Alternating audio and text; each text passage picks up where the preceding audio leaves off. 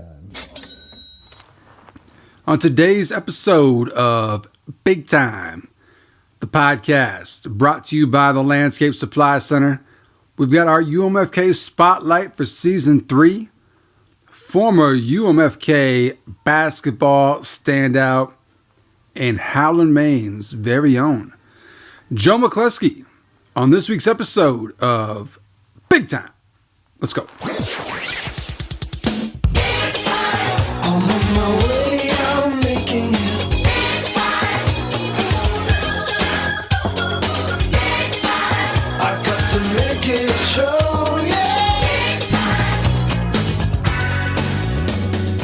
All right, ladies and gentlemen, welcome to another round of the podcast we call Big Time the podcast. Got a very special guest here in my own home. We've opened the doors to a UMFK legend. I don't even know what the high school is. What's the high school? Penobscot Valley High School. Penobscot Valley High School legend. His name is in the rafters. Joe McCloskey. In the building. Tom, I appreciate you having me, man. It's a lot of fun being here. We got Joe. Like I said, Joe was a UMFK standout. Only for what? Only for 2 years, though. 3 years. 3 years. I played 3 years. I played my first year at University of Maine, Farmington, under Dick Meter. Yeah. Yep. Legendary coach. Legend, man. I've been curious as to what his recruiting pitches were like. We'll get into it when we get to the college years. Yeah, yeah. We're a little ahead of ourselves. Yeah. So, what's the hometown? Born and raised in big city of Howland. So shout out Howland. Yeah, you got to explain this to me because like I've driven through Howland a couple times, and it seems like once upon a time, big thriving community. At one point. It was a big. We had this huge building up even till a couple of years ago. It's called the Tannery, and we were a big time. Leather, I don't even know it well enough, but we were a big city at one point, one of the biggest in Maine. But you know, honestly, we fell off hard though. We did. Yeah. So the big thing was leather or something like that. I don't know. It was a tannery. Yeah. Whatever you do at those places. The one thing I noticed too is like just driving through town. Like if you drive through town now, it's kind of like. It hasn't aged at all. It feels like you're driving through like the 1970s. Yeah, it really does. It's like 20, 30 years in the past. Yeah. Just nothing's changed. People don't like change in small towns. So. What was like the latest new thing to go up in Howland? Jeez, man. It's hard to say. Like is there a restaurant or a bar? Yeah, or a trappy. Maybe a tanning salon? There's like... Once something has an ability to succeed after X amount of years, it generally starts to stay and then gets monopolized by the same person. So there's a Gerard St. Cyr owns all the stores there. Yeah. My best friend, Chad Trappier, his parents own a steak and seafood restaurant in town. So he had a nice little setup there. That's the Swamp Buck of Howland? The Swamp Buck of Howland. What's it called? Trappier's Steak and Seafood. If you're ever in Howland, West Enfield area, get a great, affordable meal, everybody. Plugging local businesses. He paid me to say that. No, I'm kidding. All right. Well, hey, if you're getting paid, I want to get paid. We need sponsorship. We'll get to that later on. But, yeah, so born and raised in Howland, but you have some connections to Fort Kent through your father, right? Yep. My pops is a legend up in the booming metropolis of Fort Kent. He was a 1,000-point scorer, 1,000 rebounder. That's his more notable accolade, is that he was the 7th leading rebounder in the nation, NAIA, back in the day. 6'3", 6'2", even. He tends to embellish that. He's a fisherman, so everything gets it bigger than what it really was. And he's born and raised in Howland as well? Yep, Howland native. My whole fam. Yeah, we've been there a long time. Yeah. The McCloskey clan. McCloskey clan. Yeah, how deep are you guys? Are you guys a big family? Oh yeah, we got my parents have. Oh my gosh, I got so many cousins. I don't even know where to start. My parents have 3 siblings who have 3 kids who have 3 kids. Yeah. So we're deep rooted in the Penobscot County for sure. So in your family, what are you? How many siblings? Just my sister. Just your sister. Yep. You the oldest or? I'm the youngest. Youngest, okay. I'm the baby. So when did you start? Like, what's your first recollection? What's your first memory of your dad telling you about this beautiful place called Fort Kent? Oh man, he he brought it up because the funny thing is we used to play every day out in the parking or out in the driveway, and this is a Fort Kent legend who doesn't often get any recollection, but his name was Mark Stillwagon. Okay. He only played his freshman year at UMFK, but my dad claims he was the best offensive player, or could have been the best offensive player on that 87 team that's in the Hall of Fame now. And he was a big post guy, and he molded my game around his footwork and his slipperiness and his up and unders and slip throughs on that Mark Stillwagon, because he was such a force down low with his slippery type play. Yeah. So I think then, if I had to guess. So your dad was part of the classic Larry Murphy teams. The Murph squad. Yep. Okay. So, yeah. And your dad's a Hall of Famer. He is. I remember that a couple of years ago. I was there for his enshrinement. He was. He made it in class of 2012, I believe. That was actually the first time I had ever been to Fort Kent. No, that's not true. I played him in junior year of high school. But anyway, I met Eric Wertgen there, and that's actually when I originally decided I was going to go to Fort Kent. Yeah. So it was really cool. My dad's Hall of Fame induction led to my 3 awesome years. Love Fort Kent. It's a great city. Great town. And, I owe a lot to it. Got a lot of love. Absolutely. So if I remember correctly, your dad, was he the one that became a state representative, or didn't he do some all kinds of crazy shit? My dad? Someone else? No, that's not my dad. Did he coach? Did he coach and teach and stuff like that? Oh yeah, my dad's done varsity, JV, soccer. He's done a lot of everything. Yeah, he's been a teacher at a bunch of different local schools, and coached at a lot of schools and some really notable teams. He was when the Lee girls won all those state championships. He was part of that in the soccer and basketball, doing the assistant coaching those. So he's been part of some really big, memorable teams for sure. So talk to me about growing up in Howland. I'm guessing it's just like any small town in Maine. You got to find your own fun. You got to stay busy. That's it. Yeah. I think it's just such a cool spot. I think that we were really a solid group of guys, because when I look at the high school now and what people are caught up in and worrying about, we never worried about that stuff. We were always just about brotherhood and camaraderie. You didn't care about how many followers you had or how many likes you had? Never. That was never a care in the world. Yeah. And that's actually the whole hype thing is it misses me at times, because, once in a while I like to get bought into that, but us boys, we were just small town guys that just were looking to have some fun without doing anything too crazy. So what's the next nearest closest town?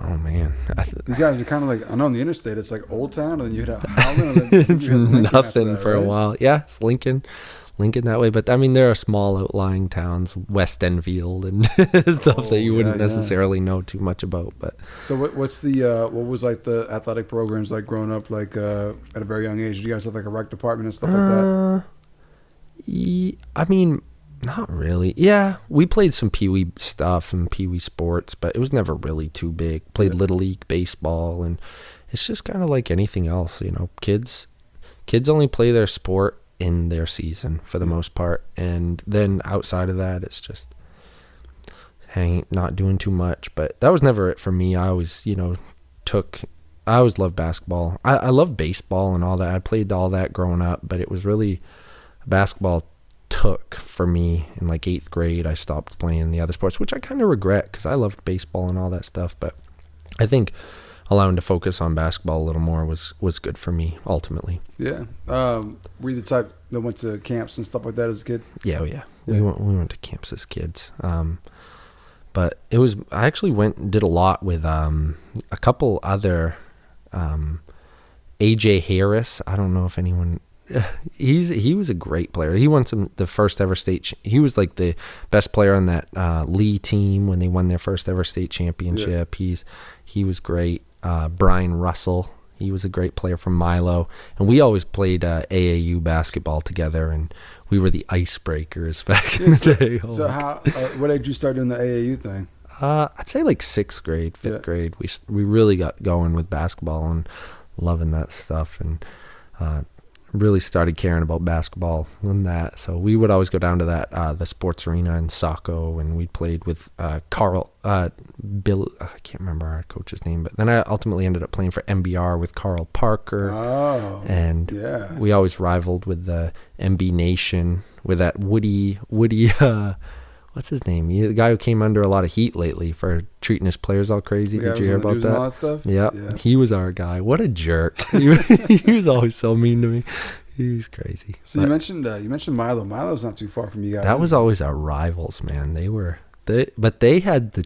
They had more of a chip on their shoulder towards us than we did towards them. We saw the rivalry, but they just saw red when they came into our gym, and usually they were always, get after it defensive type under Tony Hamlin and would just beat us senseless all game long. Great coach right there, right? Great coach. Yeah. He was something else. So who were some of you started playing with the Icebreakers, you said like in 6th grade? Yeah. So I'm guessing you had a lot of the Milo kids on your team too, right? No, it was. Or were you playing with was it kind of like just a collection of kids from all over the place? Just a collection of kids from all over. We actually had it was me, Brian, AJ. We got some Hamden kids with Christian McHugh. I don't know if you remember him. Probably Christian. Christian. He played at McGill University in Montreal, and there was Fred Knight played with us, and he's a big guy from one of their big men from Hamden. I can't even remember. That was so long ago, but we were very average for an AAU team. How far were you guys traveling to practice?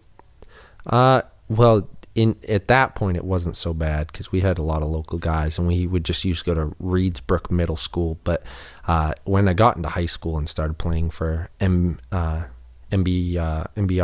that's when my dad. That just is such a testament to my dad. My dad is such a good dude, and my mom too. We didn't have much as growing up, and we were kind of, we skated by, but my parents always found a way to give me everything I needed and always made sure that I got to practice. We used to go to Lewiston after school. We would go to school, shoot right down to Lewiston, have practice, and come home. And like 3-hour drive in a Ford Ranger with 300,000 miles on it. Yeah. Barely made it, but we did. That's the crazy thing, because I hear about kids like even up home, like from the county, from the valley, that play AAU, and like you got to travel like Bangor South just for practice. I couldn't imagine doing, committing to that as a Fort Kent. I mean, I thought I had it bad. I know I had it bad in Howland, let alone Fort Kent, an extra 3 hours, and especially winter time on Route 11. Oh, yeah. It's a death sentence. You might be better off just find another means of basketball at that point. Good Lord. Let's talk high school here. So you graduated class of what? 2011. So we're talking 2007. You entered the door. Yep. I played actually my first year of high school basketball at Madinock Academy. You did? I did. Where? And junior varsity, Lincoln. In Lincoln. My dad was a student. Was a teacher there. So yeah. My parents were questioning the administration within Howland, and there was some questionable leaders within that. So we bounced out of there, me and my sister, for a while. I played 1 year JV at Madinock Academy. All the seniors hated me because I wasn't from there, and and was like moving in on their spots. Yeah. So wasn't well received at Madinock Academy. Sophomore year went to then I got to Penobscot Valley. Yeah, so let's talk hometown. about when you got to Penobscot Valley. So I'm guessing your dad, a legend at Penobscot Valley as well. Mm-hmm. His name's up there in the rafters too. He's right? not. He was very close to scoring in the rafters. All you have to do is score. Really it's not too much. You got to score 1,000 points. And it's not exactly the rafters. It's just a plaque on the wall. It's a plaque. My jersey's actually up on the wall. Yeah, it is actually. Yeah, so that's kind of cool. Yeah. But so I forgot. What was the question? Sorry. Your dad wasn't a No, he wasn't. Sorry. I'm forgetful. He broke his back his first year, for his first game of his senior year. So in high school, he got undercut, fell on his back, and that was over for him. Yeah. So he didn't get to play his senior year of high school. Never made it up there. My sister didn't either, but she was a really good player. She actually has the all-time single game scoring record at Penobscot Valley. What is it? She had 48 in a high school game. Yeah, she was on fire that night. Yeah, she hit a half-court shot to send it into halftime. It was a big night for her. It was awesome. So talk to me about the tradition at Penobscot Valley. Is it a proud tradition, or is it kind of like checkered, or? Well, up until the we got there and started making a change, we were notoriously bad basketball team. We hadn't made the tournament in 25 years. Oh shit, that long. Yeah, that long. It was crazy. Yeah. That was actually I should show you the video sometime, Tom. It was really my junior year was the first time that we made it to the tournament in that past 25 years. Yep. And we had to play in a prelim against George Stevens Academy. It was just a shootout. Both teams shot over 60% from the floor on the night. And they're up 1, we foul them. They missed both their free throws. I got the rebound, outletted it to David Hallett, pushed it up the court.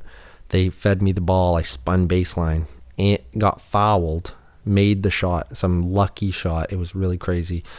Game winner with 1 second left on the clock to go up by 1 and send us to the tournament for the first time in 25 years. It was a legendary moment there. And then I've had the honor of playing on your court. It's a nice court. I was in a men's league there last spring. Explain to our viewers what the home environment at Penobscot Valley is. It's a hole in the wall gym. It's a nice gym. I'll give it that. It's actually the rims there are so. Gym. It's a shooter's gym. We never even felt like there was such thing as home court advantage in Penobscot Valley because everybody shot well there. Like you could just throw it up and soft rims, thin rims, not those double rims, or they're just anything. You could throw up just about anything and it's going in there. Yeah. So it was actually that game I just referenced.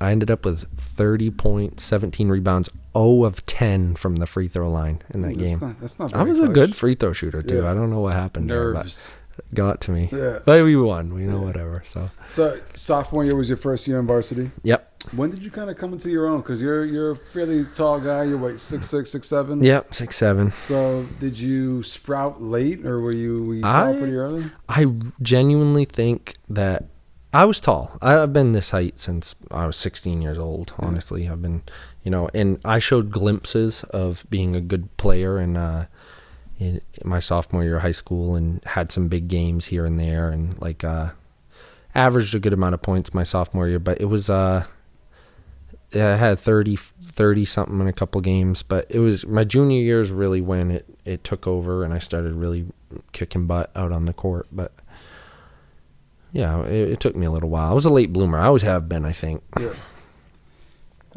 Who's the coach? Jamie Russell. He's a legendary coach. Yeah, big time legend. I think I've heard that name. Yep. So, who were some of the teams? Like, is there like a league that you guys are in? Because up north, or like we were Class C East that year, so we would have played against I don't know why Searsport was there. Yeah. Our big rivals were Lee. We never beat Lee, but they always found a way to get us at the end. They actually, we had them. We were down 17 at the half my senior year, and we came back, go up 2 with 3 seconds to left, and they beat us at the buzzer. A guy, Giselle Elder was his name. He was a guy that came from New York the day before. He beat the deadline by 1 day, and he came in next day and hit a game winner against us. And they always beat us. They always beat us. So you would have played a lot of the Class C schools in like Central Maine. So very good at the time, though. You mentioned Lee. Penquist was tough. They had were you there when Isaiah Best was there? And he would have been a sophomore when I was a senior. And who was the other kid that he played with that was Trevor good? Lyford. Yeah, was a good player. They had some good teams. We were Milo was okay. They were good. I mean, it was us and Lee for the most part, and we lost twice to Lee in the regular season, one time to Milo in the regular season, but that was a crazy game. That was a poor, I think people are really quick to blame it on the refs, but that referee, if you watch that game, oh my God, they just beat us senseless, but what are you gonna do? Explain to the viewers like the scene or like the atmosphere for, let's say, like a Friday night, middle of January, high school basketball game like in this area, because you mentioned like like Howland kind of looks like it hasn't aged since 1970. Yeah. A lot of the schools are like that because like Lee's gym is a little bit older. Mm-hmm. So a lot of the teams you were playing, like a lot of the schools you play, like Yep. similar type atmosphere. So explain the atmosphere for like a big time game on a Friday night in January in Central Maine.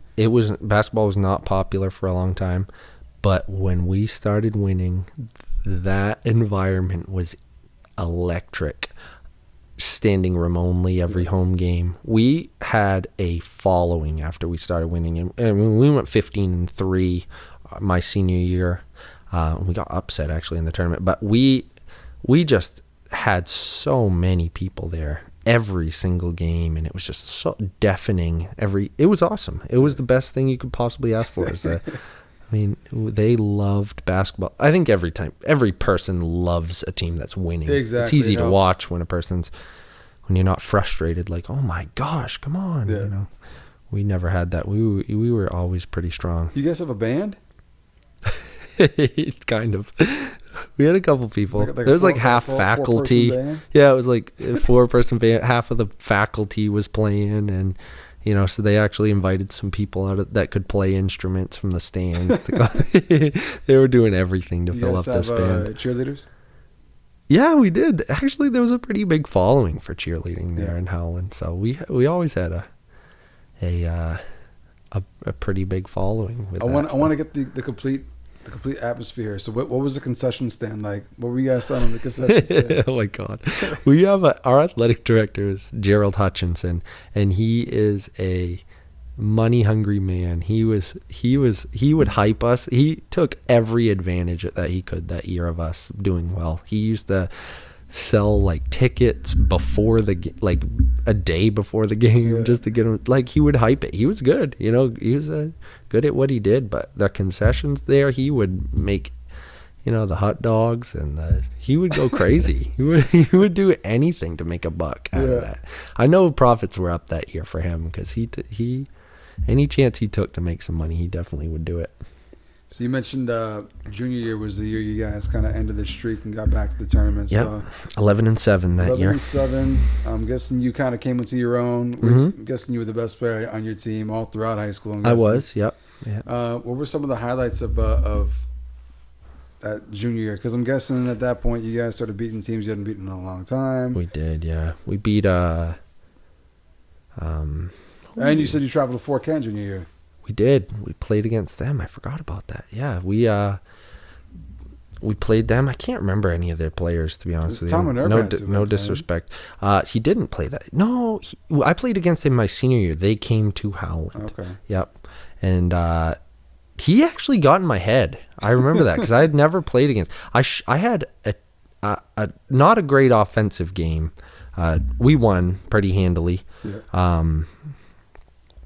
But Tom Minerva was in my head. I actually had a lot of opportunities to make some really easy shots and layups, and probably I ended up with 15 in the game. Probably should have had 30. But Tom, I knew, was there, and I kept missing some bunnies because I was worried about him. I never had versed anyone as big as me like that. So. Yeah. And like back then, like he was big. Like he wasn't in shape like he is now. Like he was kind of like he was a little chunky, a little soft body. So it would have been like Tom and then Curtis Bouchard. Curtis Bouchard was there, but Curtis Bouchard makes me laugh every time we talk about it because the way that their coach, I don't even know who their coach was at the time, to be honest with you. It's probably Andrew Clavette or Scotty Pelletier, maybe. Yeah, one of those boys. Yeah. But Curtis always makes me laugh when he talks about it because Curtis says that their coach hyped me up to be like the Zion Williamson of today. Like, he's like, this guy's pulling up 5 feet behind the 3-point line. I think I made 1 3-pointer in my high school career, but it was just so funny because Kurt's like, yeah, he's got full ride scholarship to K-State. I don't know Where'd that come from? I don't know. Flattering though, Yeah. whatever. Appreciate you, whoever you were. But it's just funny that that's his recollection of me and just how it's like a folklore out of control. So junior year would have been your first opportunity to get down to the Mecca, the auditorium, right? It was, yeah. It was still the old auditorium. It wasn't the I don't even know what it is now. The Cross Insurance Center. Right So there, we still had the Bangor. I think it was the last year. It was the Bangor Auditorium. Maybe not. You got to fact check me. Had you been to the auditorium before, like to watch games growing up? Oh yeah, my dad and I always shot down and watched those games and stuff. But my sister played there. They were the first time. They had gone in a while as well. So my sister and her team were very strong one year. My sister's sophomore or junior year, they were very strong. But they were terrible other than that. But I had gone. I love it. It was a great environment. Not a great place. It was dripping everywhere. And it was justifiably torn down. Yeah. I'll say that much.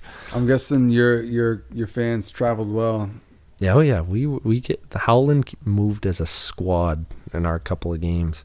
We played Washington. We played actually Washington Academy first round both years. Yeah. But that was, they were good, right? Oh my God, they were by far. They might have been the best team in the state that year. Who'd they have that year? Ben Tier. Oh, shout out to Ben Tier. Shout out Ben Tier. Ben Tier training. Ben Tier training. If you want to get better at basketball, Ben Tier training. They had Noah Von Rotz, who had a just big time alley oop over the top of one of our players. I don't like to bring it up. It's still a little sore even almost 10 years later. Yeah. But they were very good. Bryce something. He was a good big man. But they pounded us pretty easily. That's the thing I've kind of noticed with Class C, like for the last ever since the 2000s, is that every couple of years there's a team that comes through and they win 2 or 3 in a row, or they're good. It was Callis for a little bit. Yeah. And it was Washington Academy, and then it's been GSA as of late. And the GSA team. Lee had a little stretch in that Lee, team. Yeah, they were always Lee. When I played, they were very good. Yeah. They pounded us almost every time. They had our Turris, some Lithuanian 6'5" point guard that came through, and they were very good. They were better than we were. They had some 6'10" guy that was pretty decent. Not exactly fair. It's not fair. Well, I mean, but then again, they don't win every year either, though. Yeah, I've talked to AJ Harris about this many a times, and he just all I gotta say is and I can't talk because we didn't lose to them in the tournament. We lost to Sumner and we got upset, so that's our own problem. But if we would know, they would have been not even close to the same team had they just had their local boys, for sure. Oh, yeah, definitely. They'd have been an 8 seed, probably. Yeah. If you listen to this, AJ, we got to talk, man. So, early oust in the tournament, your junior year. Junior year. When did recruiting start coming around? When did college coaches start talking to you? When did you start getting noticed? Senior year, big time. Yeah. Who were you getting some interest from?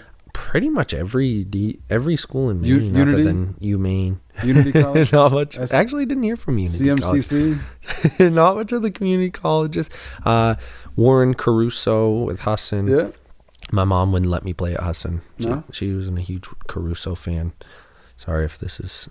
No, it's fine. This is not a Husson podcast. All right. This is big time. This is big time the podcast. Oh yeah. Thanks for the reminder. I keep telling everyone that I want breaking news. I want to have a guest that gives me breaking news so I can be on ESPN big time. Reports. Yeah, let's friggin' make this controversial here. I'm ready. So Husson was coming at you? Husson. They actually were at the game. We played Fort Kent. I remember talking to Warren Caruso after that. Presque Isle Owls. Ooh. We don't say those guys on this podcast. Oh yeah, that's the only taboo thing on the big time here. Yeah. I should have understood that. I never heard from Fort Kent, but University of Maine Farmington. A lot of those NAC schools. Yeah. Yep. Good conference. Yep. And what was it? Colby Sawyer wanted me to come through. I never really got in. I was a late bloomer. I was kind of a little chunky in high school, but I really didn't start coming into my not that I was a super high flying athletic player, but I didn't start coming to my own version of it until after my senior year. But that summer in between. When did you decide where you're going to go? Did you decide during the year, or was it after the season? I just, it was after the season, and I chose UMF. I just thought Dick Meter was a great guy and a good mentor, would be a good mentor. And I played a season there. It was okay, you know. I actually got a Rookie of the Year in Maine. And like the Maine coaches thing? Maine coaches, but I only played 13 games that season. Somehow still won it. I had failed out of school. I've come, I failed out of school and then did the same thing the second semester. Bonehead,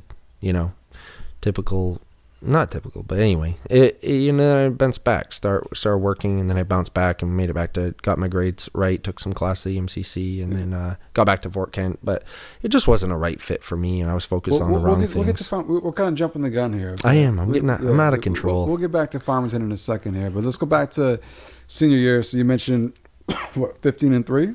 15-3, yeah. Pretty much beat everybody. Who'd you guys lose to? We lost to Lee twice. Never beat those guys. They always beat us. And in Milo once, or Penquist Valley High. Also just a really good team, though. That's the team that wound up winning a state championship. Yep, they won the state championship that year. Or was it the year after? It was that year. Yeah, they were solid that year. Very solid team that year. I have a hard time even remembering who they had on their team other than AJ. Brian James was a good player. He was a transfer from Booth Bay Harbor. They were very good. They were better than we were, as much as I hate to admit it. Yeah, they were. Who'd you guys wind up playing in the tournament? We beat GSA.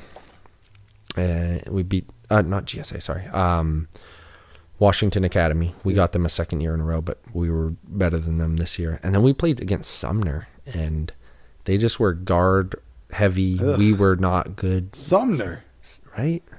It just doesn't sound right. It wasn't right.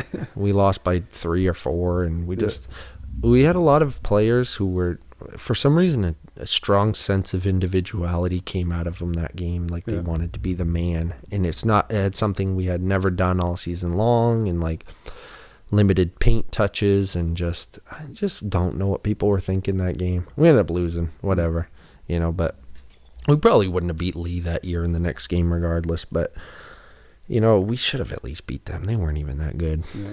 No, they weren't good. That's a tough way to go out. It is, especially in a game that you should have won. Yeah. How many points you finished with in high school? I played 3 years of high school ball, and I had 1170, I think. That's what it says. Trying to think of you are our maybe like 5,000 point scorer on the pod. This is good. That's good. We're getting credibility. We're getting big time. We're making it. We're making it, man. Yeah, love it. So you mentioned that you decided to go to Farmington after the season. Were you playing AAU at that point still?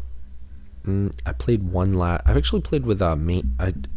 I've never felt that MBR or that I flourished the way I could have with MBR and MBR Carl must Parker. have kids from all over the state too, right? They did. We had Tyler McFarland, who was he was Bentley's Mr. Basketball, wasn't he? Mr. Basketball, Bentley's all-time leading scorer, very good player.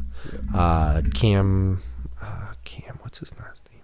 Shorey? Cam Shorey. Yep, thanks. I'd have never gotten that. He wound up being a football player too, right? Yep, he was. He was down at in New Hampshire at a prep school. I'd never know what he did after that, but we had Graham Safford, who was very good.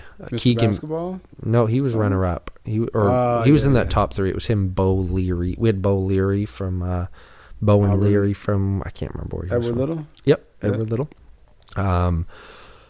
Leary. Bo Leary. I used to coach him at hoop camp back in the day when he was like in the 8th grade. Very nice guy. Quiet kid. Nice guy though.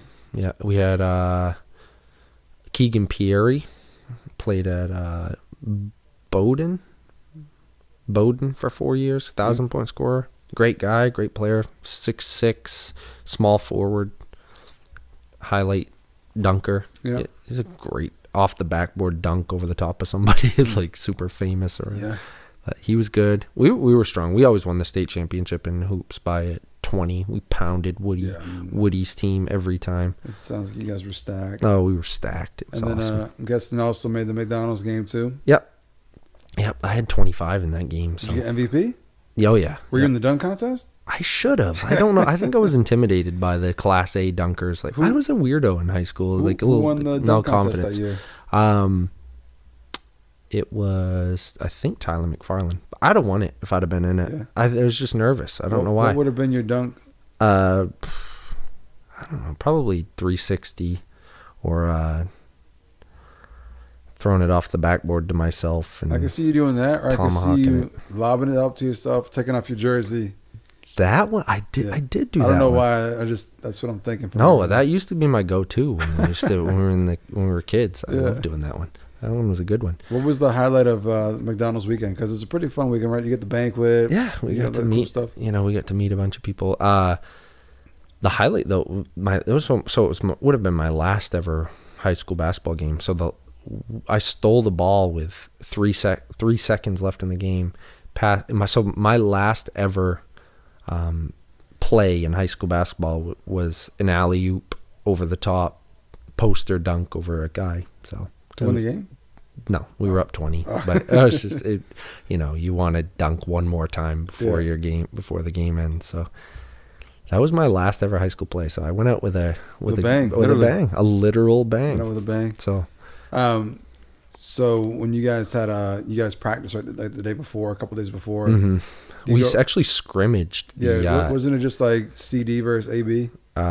CD versus AB. Yep. And then we played both East and West AB. Yeah. And we beat them. Yeah. We did. I was going to say, C and D, you guys were stacked. We were stacked, man. They had, oh crap. They were good. They had Zach Blodgett and Tyler McFarland and Graham Safford. And they all played together, which is weird. And we put a hurting on those guys. Yeah.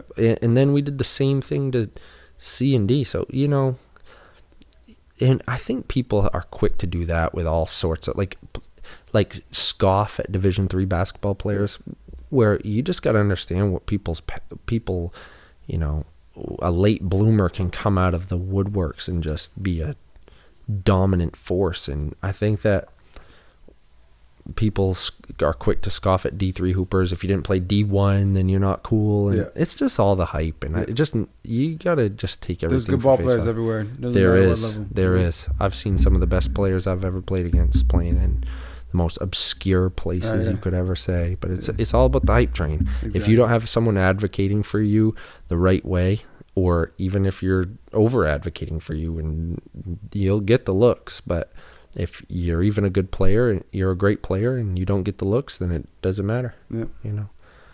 It's a crazy thing how that all works. But we did put a hurting on him that game. I bet. You guys sound like you were stacked. We were. Let's transition to Farmington here. Look, like I said, I want to break some news. Did you get any gifts, any cash incentives to go to Farmington, anything like that? How did they get you out there? How did they get me to Western Maine? Yeah. Unfortunately. I mean, I would have taken the bribes if I would. There you go. There's our breaking news. There's our breaking news. We're going to find something here. Yeah. I want to go back to the AB, the senior All-Star game. You know how they did the senior All-Star game that was separate from the McDonald's All Star game? Did they ever do that? Yeah. There's like a county. The county All Star game. That was probably the best game I ever played in. They do the 5 minutes on, 5 minutes off. Yeah. So we played 5 minutes on, 5 minutes off. I ended the game 17 of 19 from the floor with 38 points. Just all layups and dunks. all dunks and layups. And it was crazy.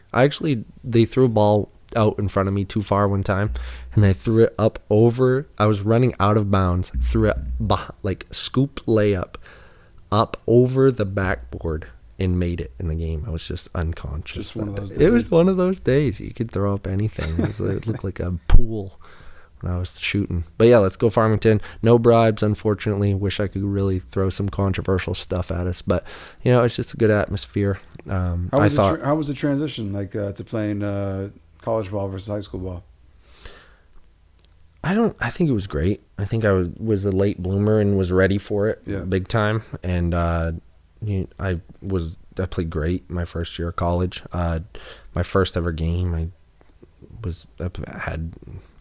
was consistently shooting 6 or 7 from the floor, having 14 points, and as a 18-year-old freshman. So, I look at it. You guys play Husson your freshman year? We did. Did you stick it to them?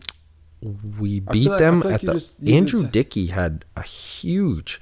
He hit a half-court shot to beat Husson at Husson, and then we lost to Husson in overtime at UMF. But they were, that was a crazy shot.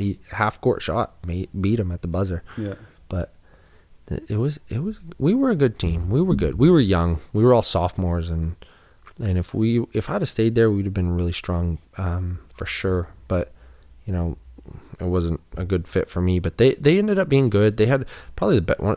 Might have been between Rose and Ben Johnson. Ben Johnson was a 6'8" lefty he's from Maranacook. He might have been the best player I ever played with, just a center. Yeah. He was just athletic, tall, finished around the rim, fast, but just a head case at times. He was crazy. He was crazy. So things didn't work out at Farmington, though. Did you take a year off in between going back to school? About 2 years off, maybe even longer. I didn't go back. I wasn't. I know that I went back to Fort Kent. The reason why I'm so familiar is because I know that I went to BJ's immediately. So I was always over 21 when I was at UMFK. Yeah. So that's the only way I'm sure. Because I had instant access to BJ's. So your first year in Fort Kent would have been 2014, I think. Yep, 2014. So it would have been 3 years off. Yeah. That was 2 years off. Tom Bird's first year as coach? Yep, it was. It was actually so funny how it came about, because Eric was the one who recruited me. Yeah. But, and I was just working the summer, ready to go back to Fort Kent, or go to Fort Kent. And Eric called me, and I was at work. I remember seeing his number dialing in, and I just went in the bathroom real quick, and he just like, "Hey man, just wanted to let you know I'm done." And I was like, "Oh, okay, man. Like, that's too bad, but best of luck." And then just went silent after that, and I didn't know what to expect for a coach, and just hearing rumors here and there, and and Coach Bird was like, "Hey, I got the job at UMFK. You should come here." And I was like, "I'm already coming." So it was really cool. And you must have kind of known him already, because we did. Yeah, he's from Lee, right? Me and Tom Bird. Shout out Tom Bird. Shout out Fletcher Brown.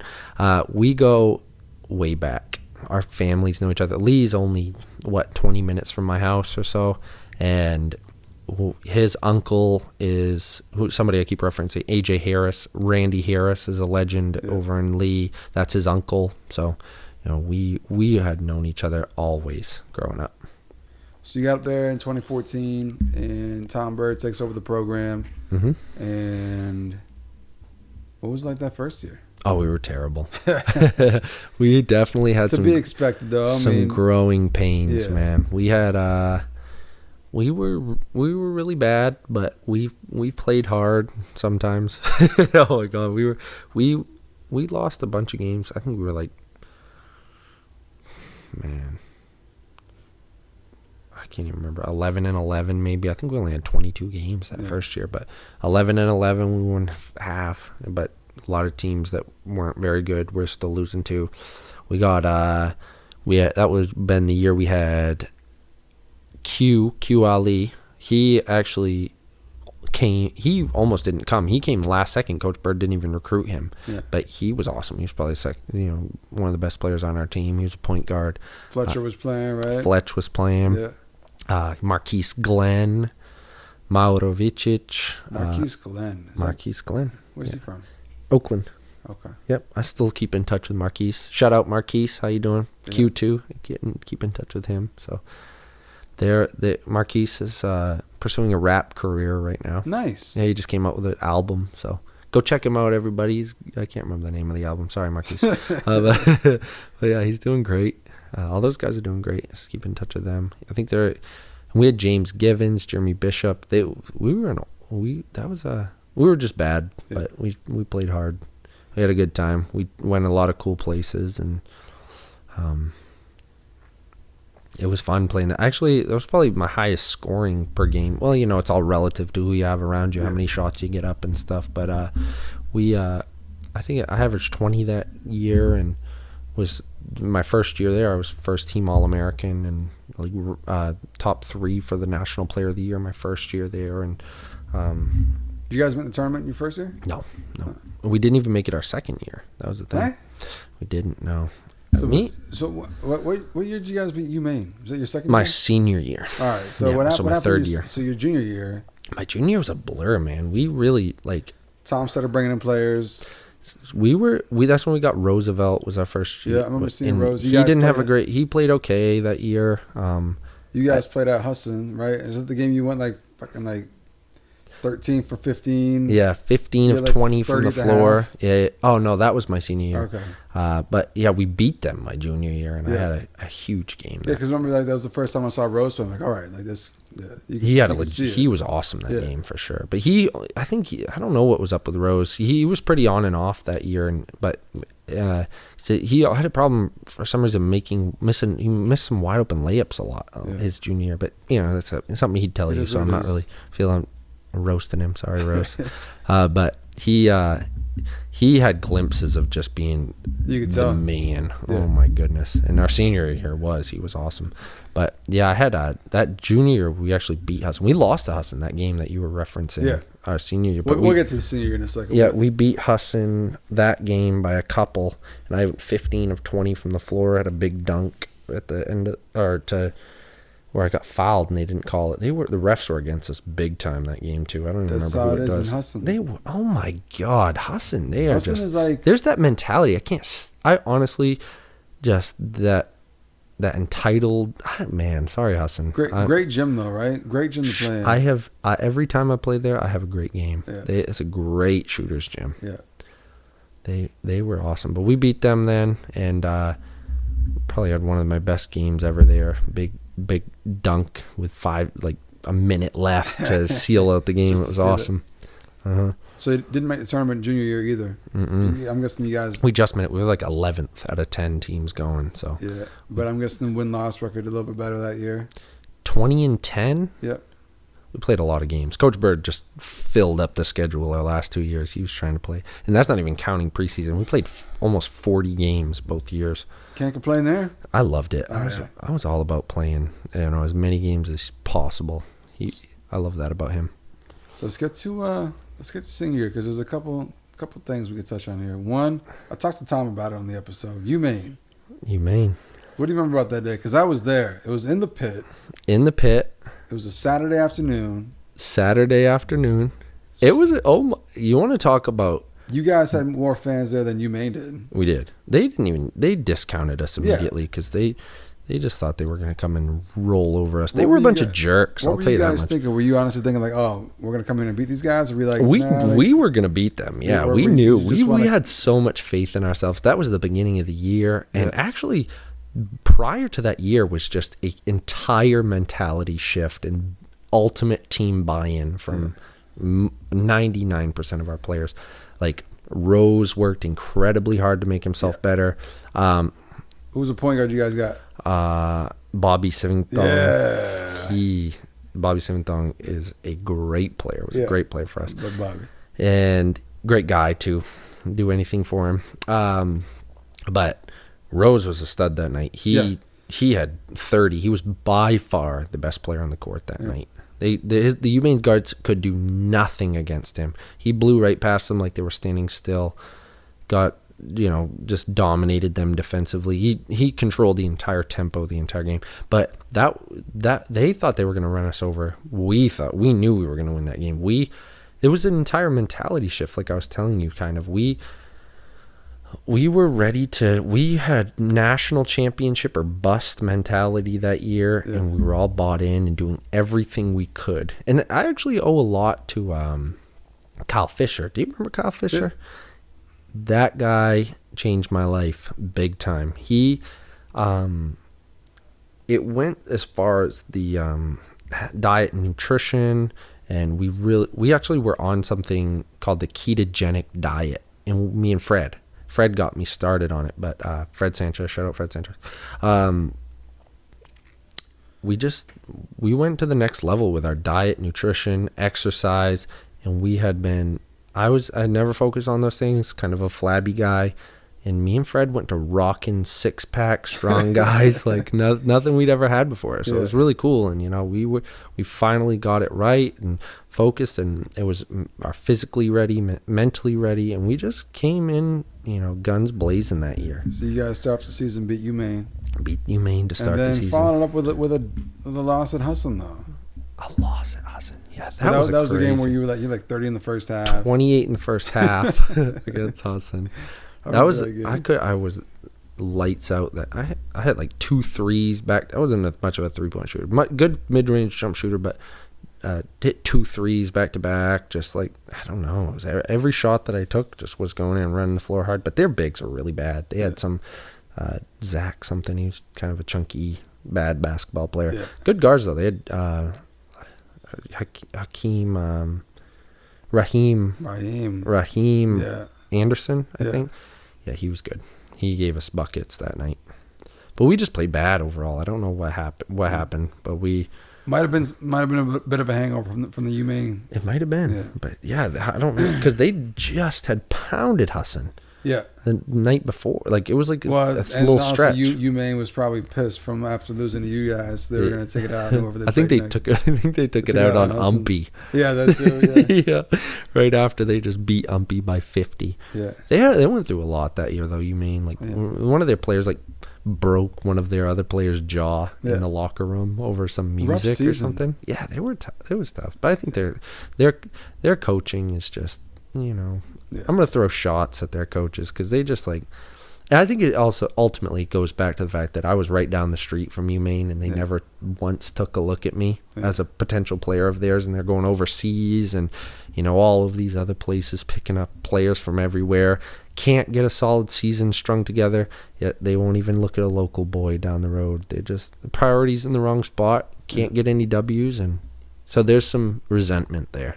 That's why I say it. But sorry, you beat him in your only head-to-head match. It was, it's funny how that stuff like that comes full circle. I'll take it though. Yeah, I'll take it. It was Coach Bird was.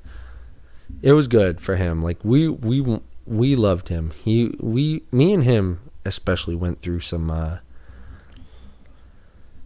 growing pains together. Yeah. We butted heads hard, but it was me, just not taking personal responsibility for the things that happened in my life, and being immature. And I think it's weird that you can always look back on your life and you look at younger versions of yourself and like shake your head, and it's always a growing process like that. But Coach, you're a good man, and I'm sorry that I put you through crazy stuff.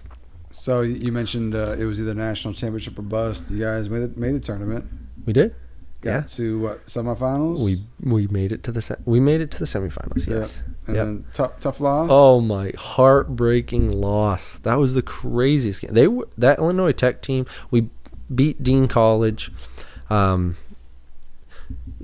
was a good game. They were pretty strong. I think we were they were all right. We let them stick around in the first half and then pulled away in the second half. I think it was a lot of nerves going into it. We were the number 1 seed. We beat them.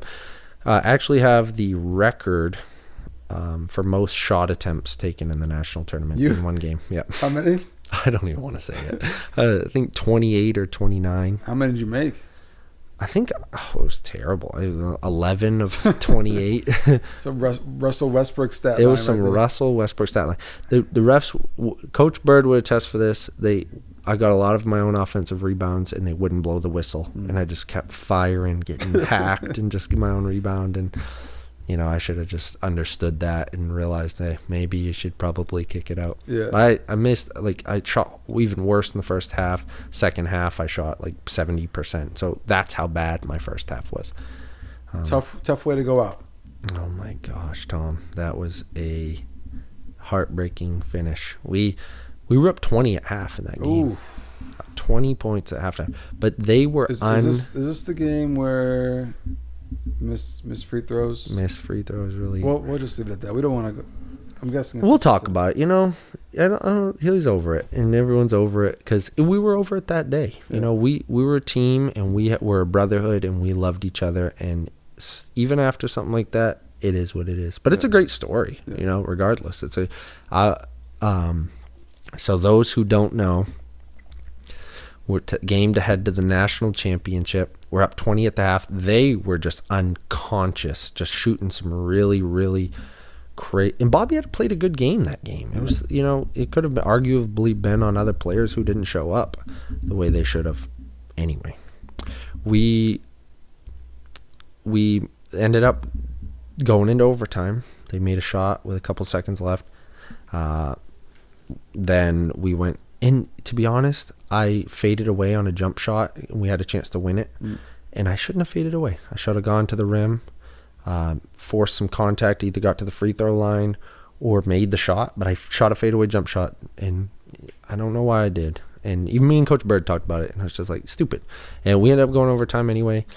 We were double overtime, and then we are down 1 with 3 seconds left. We get an outlet. Bobby pushes it the full length of the court in 3 seconds. He made it quick. Gets fouled shooting a 3 with 0.3 seconds left on the clock. Misses all 3 free throws. And we went home. That's rough. Yeah, Bobby, poor guy, man. I know he still struggles. He must still struggle with that. That's a tough thing to go through. But he actually was shooting free throws while the other team was trying to warm up. And we're like, where's Bobby? But he was going through it. I felt so bad for that guy. Bobby, I love you. It doesn't matter. You're a good man. And then that was it. And then you walked off into the sunset. And we walked off into the sunset. Yeah. But you know the thing? I don't think any of us looked back because we knew we were a great team. That's quite the journey from, you said you got to struggle with your first year to, get to that point, your last year. Yeah, and we were, I think that as far as teams go, we were as strong. I like our chances against any team UMFK has ever had. You guys were well-rounded. You guys were good. Very strong. Rose was awesome that year. Fred played big for us. We had a lot of good and a lot of quality players who filled the roles. I think everyone bought into a team mentality. Not much individualism on that team outside, people wanting to, make sure winning was more important to most people than individuality. That's all you can ask for. That's what basketball's all about. Team basketball. And I think that you can look at a lot of teams nowadays who have so many skilled players on their team that you're just like, what are you guys doing? Yeah. Why aren't you guys doing better? And then you watch them, and then you realize that people are just wanting to Steph Curry chuck threes, and it's like all fine and dandy if you guys want to play that way, but put in the time in the off the court shooting 700 shots because that's what he does. You got to put in the time to fit your play style. True that. Yep. Where's Joe been in the meantime? Man, that was a couple years ago now. It was a couple years ago. I went to Maui after another Fort Kent Hall of Famer set me up with a great gig. Beth King, her husband, has a jet ski business out in Maui. So we went out there with a friend, worked jet skis for a summer, came back, still have some schooling to do. Still had some schooling to do, still do even. Actually, I'm still, and I was out to Maui for the past 7 months here. Just getting back a couple days ago. Loving life out there, meeting some really cool people. And I actually just played in a overseas tryout not too long ago. I'm trying to get overseas and just keep living the dream and loving life and learning and experiencing as much as I can and just ride it out for as long as you can. Travel a little bit, see the world. Why not? Why not? I'm not ready to necessarily settle down, and I just think life's about perspective, and the more I can accumulate more experience, and the more I'm gonna have to attest for when it's time to really, nose to the grindstone. I'm trying to be smart with my money, learn about myself, become a better individual, and just live every day happy, and focus on my mental health and financial in my body. That's what it's all about. It is, that's what life's all about, man. We're gonna get to the episode of the part of the episode here where we get serious for a moment. Let's do it. The segment's called "When You Die, What Jersey Do You Want to Be Buried In?" So, which jersey means the most to you? Jeez. What's the most special time? Gotta say, Fort Kent Bengals. All right. I wasn't thinking that. I was thinking you're gonna go with the Howlers. You guys are the Howlers, right? That's the weirdest mascot of all time. The Penobscot Valley Howlers. Yeah. No, but it was just Fort Kent was just such a special time for me because of just like the exposure and perspective that I gained with the people that I met there, and I was growing up in Howland with.